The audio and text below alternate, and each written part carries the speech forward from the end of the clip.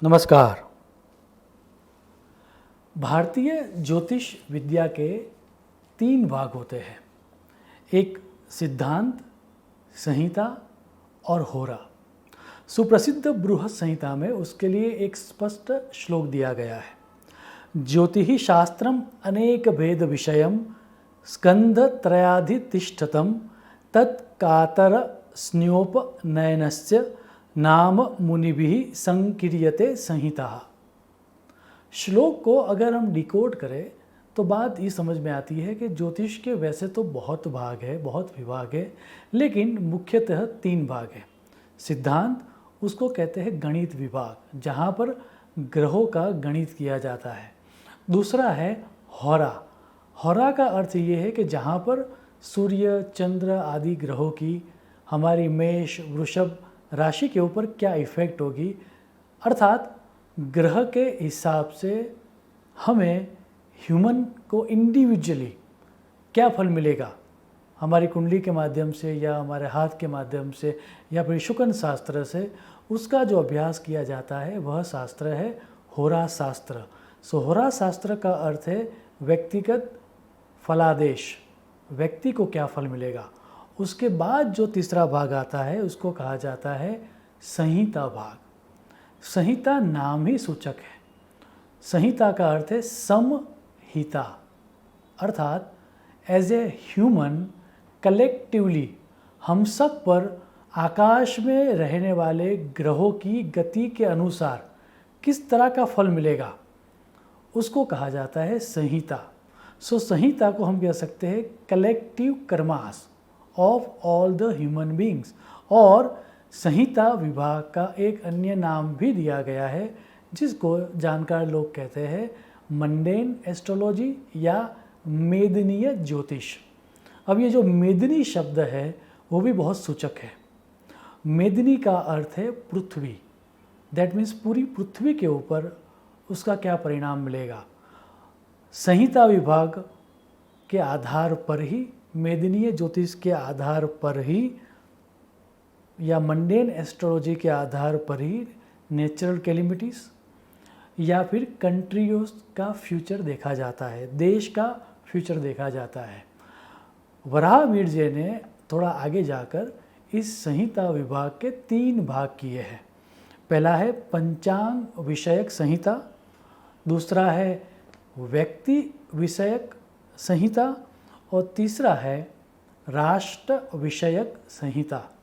अब कुछ विद्वानों का मानना है कि ये जो राष्ट्र विषयक संहिता है उसी को ही मंडेन एस्ट्रोलॉजी या मेदिनी ज्योतिष कहा जाता है। अब जैसा कि मैं पहले बता चुका हूँ कि मेदिनी का अर्थ ही है पृथ्वी, अर्थात पृथ्वी के ऊपर जब भी किसी देश का जन्म होता है, अब देश तो वहाँ से कई सालों से है, लेकिन जब देश आज़ाद होता है या देश में सत्ता परिवर्तन होता है, अर्थात अगर कोई देश ऐसा है जहाँ पर राजाशाही चल रही है और वहाँ पर लोकशाही हो जाए, या फिर कोई देश ऐसा है कि जहाँ पर गुलामी चल रही है और उसको इंडिपेंडेंस मिल जाए, तब उस राष्ट्र का जन्म हुआ है, ऐसा मेदनीय ज्योतिष में माना जाता है। और इस सिद्धांत के अनुसार भारत राष्ट्र का जन्म अगस्त 15, 1947 00 न्यू दिल्ली का टाइम लेकर जो कुंडली बनाई जाती है उसी कुंडली को भारत की कुंडली कहा जाता है। अब जो देश, दैट मीन्स हमारा देश, सूर्योदय को सबसे ज़्यादा प्रधानता देता है, उस देश ने मिडनाइट को, मध्य रात्रि को आज़ादी क्यों ली, वो अगर आपको जानना हो तो मैं एक शब्द में कहना चाहूँगा कि उसके पीछे भी ज्योतिष शास्त्र का ही कारण है। और अगर आपको इसके बारे में ज़्यादा जानना है तो मेरा एक पुराना वीडियो है why we took freedom at midnight, वो आप देखेंगे तो आपको समझ में आएगा कि ज्योतिषीय गणना के आधार पर ही भारत देश ने फ्रीडम लेने का जो टाइम था वो मध्य रात्रि को पसंद किया। अब अगर आप उस समय की कुंडली को देखें तो वहाँ पर वृषभ लग्न आ रहा है, लग्न में ही राहु है और सूर्य, चंद्र, बुध, शुक्र और शनि, ये 5 परंपरागत जो ग्रह है उनकी युति 3rd हाउस में हो रही है। अब मेदिनीय ज्योतिष के जो सिद्धांत है वह थोड़े बहुत अलग है और मेदिनीय ज्योतिष के आधार पर 3rd हाउस जो है दैट रिप्रेजेंट नेबरिंग कंट्रीज, और उसी 3rd हाउस में इतने सारे 5 ग्रहों की युति होने के कारण अगर हम देखने जाए तो भारत देश के संबंध नेबरिंग कंट्रीज़ के साथ उतने अच्छे नहीं रहे हैं। राहु केतु कि एक साइड के ऊपर ही सब ग्रह आ जाते हैं और इसीलिए राहु केतु की ये जो एक्सिस है दैट मीन्स राहु वृषभ राशि में है और केतु वृश्चिक राशि में, ये जो एक्सिस हो गई वृषभ और वृश्चिक की, राहु केतु की, जब जब हमारे भारत के इंडिपेंडेंस डे की कुंडली में राहु केतु वैसे ही वृषभ और वृश्चिक के ऊपर आते हैं, वो समय भारत देश के लिए बहुत ही निर्णायक, महत्वपूर्ण और कभी कभार नेगेटिव समय देने वाला हो जाता है। अब उसमें हम आगे बढ़ूँ उससे पूर्व थोड़ा बहुत ये भी मैं बताना चाहूँगा कि अभी तक हमारे भारत देश की कुंडली में विश्वोत्तरी महादशा का विचार करें तो चंद्र की महादशा में शनि का अंतर चल रहा था जो कि अच्छा नहीं था, लेकिन 11 जुलाई या अगर अन्य तरह से गणना करें तो 15 जुलाई 11 जुलाई से अब चंद्र की महादशा में बुध का अंतर चल रहा है जो कि भारत देश को इकोनॉमी के लिए अच्छा फल देगा। अब भारत देश की कुंडली का विश्लेषण कभी हम और करेंगे। आज जो हमारा उद्देश्य है वो उद्देश्य ये है कि 15 अगस्त 2021 से लेकर 14 अगस्त 2022 तक का जो समय हो गया, दैट मीन्स भारत देश का जो 1 वर्ष हो गया वह कैसा जाएगा वह आज हम इस वीडियो में देखेंगे। और सबसे पहले उसके लिए मैं कहूँगा आपको कि आप 15 अगस्त 2021 00 न्यू दिल्ली का समय लेकर जो कुंडली बनाई जाती है वह देखें।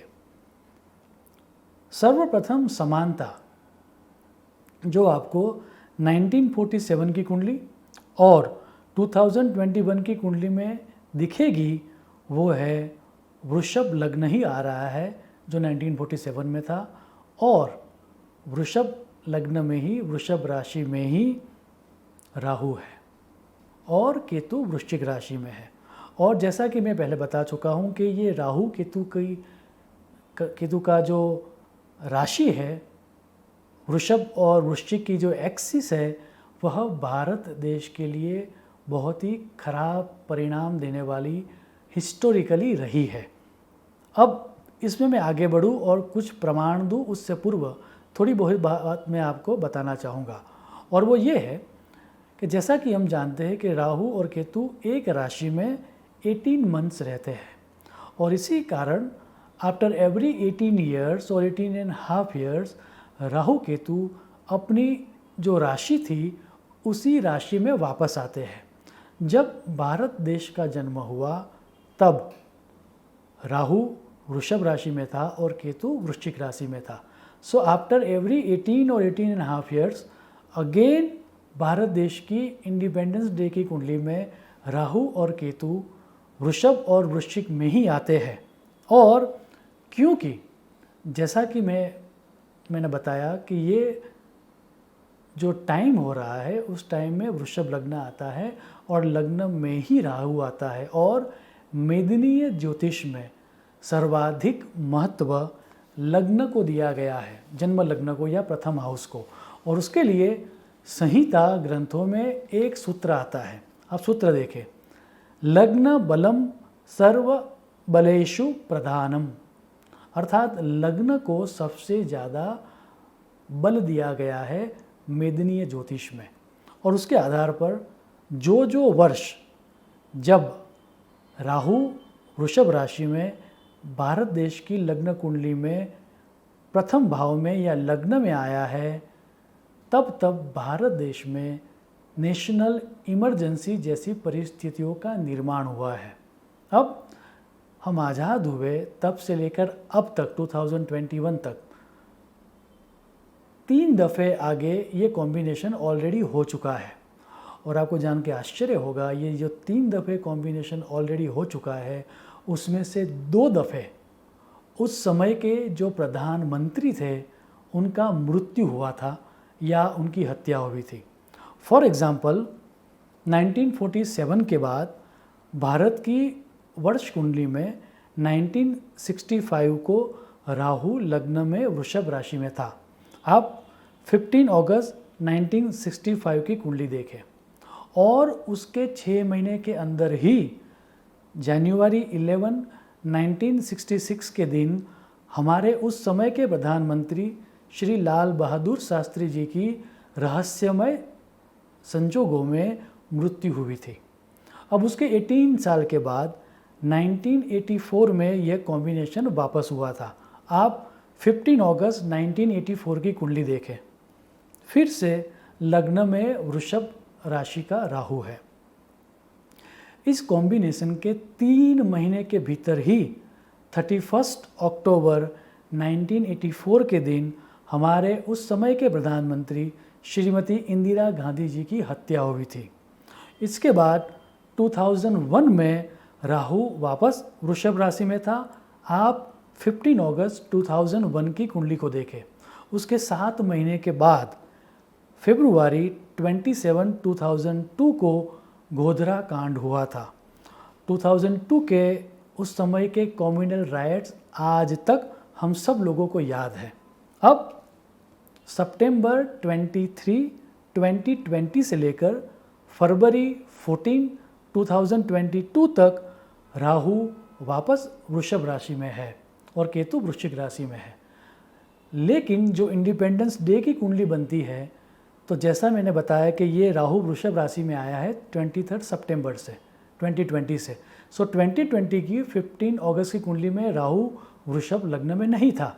इन अ वेरी सेम वे फरवरी 14, 2022 को ये कॉम्बिनेशन ख़त्म हो जाएगा।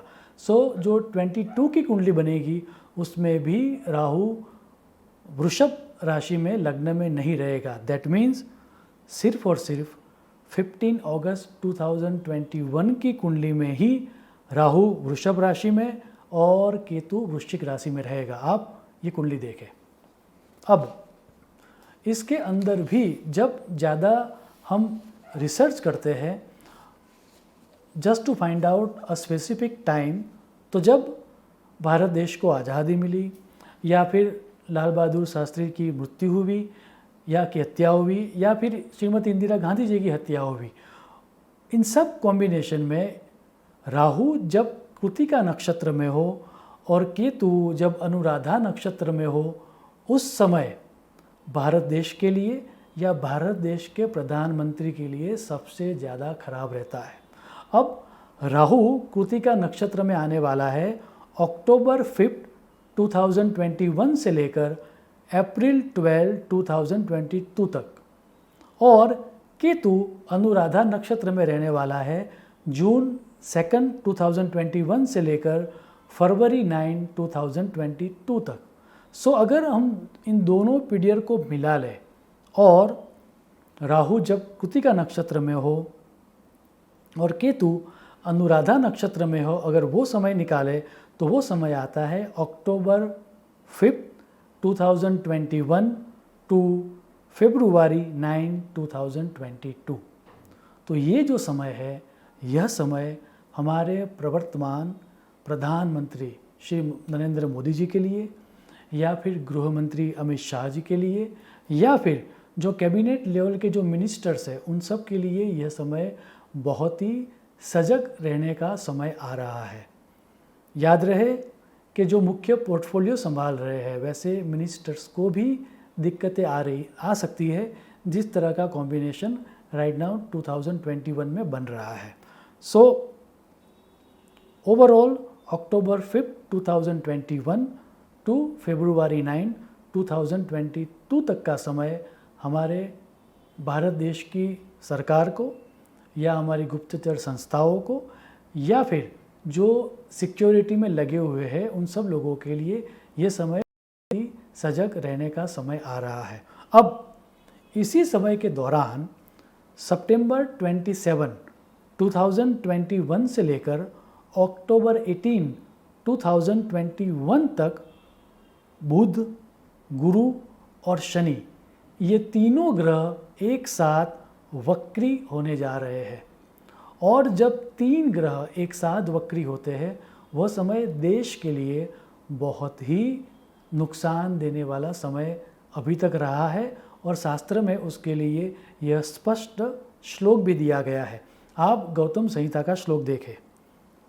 यदा प्रतिपगौ खेटौ नृपम शोभयतस्तदा प्रतिपगास्त्रायः खेटा युद्ध वृष्टि भयप्रदा। अगर श्लोक को डिकोड करें तो ये समझ में आता है कि इस समय के दौरान, दैट मीन्स सितंबर 27, 2021 से लेकर अक्टूबर 18, 2021 का समय किसी बड़े नेता की हत्या हो जाए या किसी बड़े नेता के सामने प्रोटेस्ट होकर उनके सामने केस चलाया जाए और उनको पद के ऊपर से इस्तीफा देना पड़े। लोगों का नेताओं के सामने आक्रोश, जन आंदोलन या सिविल वॉर जैसी परिस्थितियों का निर्माण होता है। लोग सरकार के सामने प्रोटेस्ट करेंगे, किसी बड़े नेता का पद भी जा सकता है। युद्ध जैसी परिस्थितियों का निर्माण या फिर कोविड-19 का थर्ड वेव इस समय के दौरान आ सकता है या फिर किसी अन्य नेचुरल कैलेमिटीज़ के द्वारा बहुत सारा जनसंहार हो, ऐसा दिख रहा है। अब इस समय को छोड़ के ओवरऑल बाकी का जो समय है वह भारत देश के लिए बहुत ही अच्छा रहने वाला है। उसमें भी अप्रैल 2022 से लेकर जुलाई 2022 तक का जो समय है वह भारत देश के लिए सबसे अच्छा समय रहने वाला है। इकोनॉमिकली बहुत सारा ग्रोथ होगा। आइए आखिर में अब 2021 की कुंडली देखते हैं। आप 15 अगस्त 2021 की कुंडली देखें। जैसा कि मैं बता चुका हूँ, जब हमें आज़ादी मिली या लाल बहादुर शास्त्री की मृत्यु हुई, श्रीमती इंदिरा गांधी जी की हत्या हुई या फिर गोत्राकांड हुआ, इन सब के दौरान जैसे वृषभ लग्न था इंडिपेंडेंस डे की कुंडली में, 2021 में भी वृषभ लग्न ही है और लग्न में राहु केतु है। वो मैं पहले बता चुका हूँ। अब लग्न का जो स्वामी है वह शुक्र कन्या राशि में 5th हाउस में नीच का है और उसके लिए संहिता ग्रंथों में ये दर्शाया गया है कि ये साल भारत देश के बच्चों के लिए, या उसका अर्थ ये होगा कि हैप्पीनेस ऑफ द चिल्ड्रन या फिर health of the children of the Indian country, Bharat देश के बच्चों की तबीयत के लिए या उनकी सुखाकारी के लिए ये समय बहुत ही ख़राब रहेगा।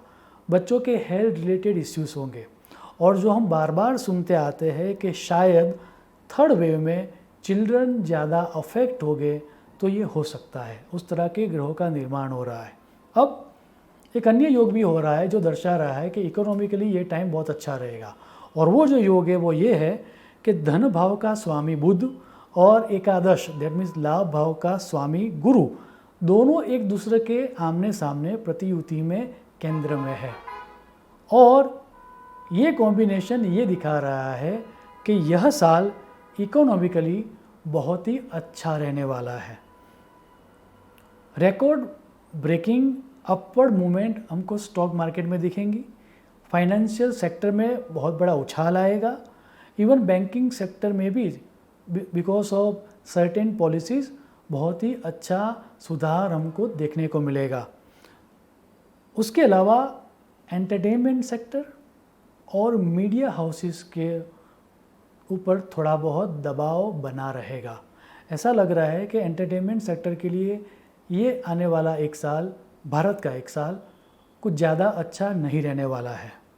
इसके अलावा रियल एस्टेट सेक्टर में भी सेक्टर स्पेसिफिक अपवर्ड मूवमेंट होगी, अर्थात जिस विस्तार में या जो एरियाज़ में भाव बढ़ रहे हैं वहाँ पर और ज़्यादा बढ़ेंगे और जहाँ पर नहीं बढ़ रहे हैं वहाँ पर रियल एस्टेट सेक्टर स्टैग्नेंट रहेगा। ओवरऑल रियल एस्टेट का जो मार्केट है वो थोड़ा बहुत प्रेशर में रहेगा।